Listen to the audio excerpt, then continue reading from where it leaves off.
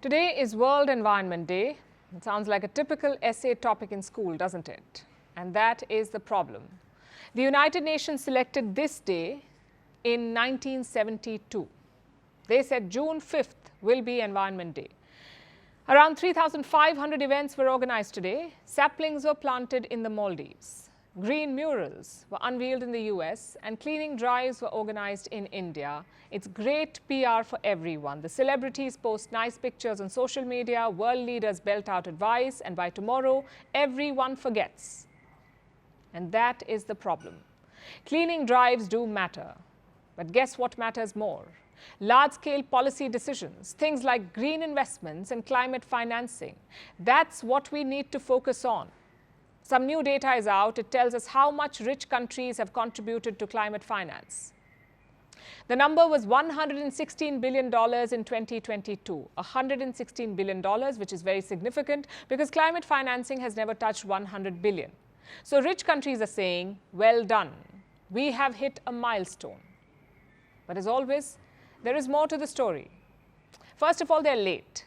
$100 billion was supposed to be raised in the year 2020. They finally did it 2 years late. And secondly, most of this money is loans, meaning it has to be paid back. Around 69% of the $116 billion is debt, 69% of it. That's around $63 billion of debt. Only 28% is grants. And experts are questioning this. They're asking, how is this climate justice? And we agree. Let me explain why. Imagine you're driving your car on the road. Suddenly there's an accident. Another driver smashes into your car. It's all their fault.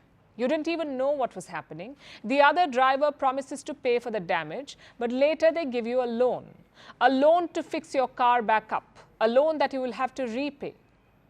Does it sound like a fair deal to you? I'm sure it doesn't, because it's not. And that's exactly what this climate financing deal is.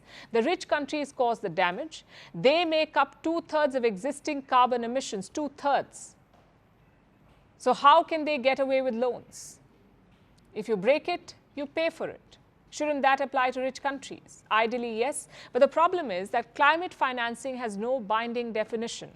Look at what the United Nations says. Climate finance, according to the UN, refers to local, national or transnational financing drawn from public, private and alternative sources of financing that seeks to support mitigation and adaptation actions that will address climate change. I know it sounds complicated, but here's the simple breakdown. Any money meant to address climate change is climate financing. It can be loans or grants or investments, anything, which is quite a broad definition. So rich countries are using this loophole, and this is just one strategy that they use. Developed countries have many more. For example, double counting the same money again.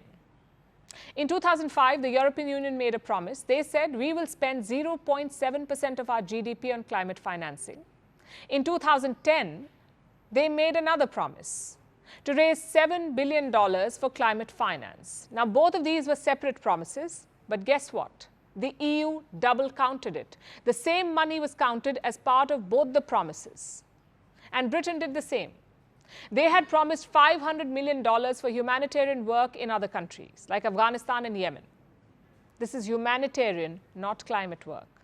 Yet Britain counted it as both. And this seems to be common practice. Climate finance is being used to fund other projects that have nothing to do with climate. The question is, how can we stop this? For starters, settle on a definition for climate finance. Keep loans out of it. Then we can have a serious discussion. Also, scrutinize the accounting books. Don't let countries get away with double counting or mislabeling. Only then will climate financing be meaningful. Firstpost reports from the world's second largest continent.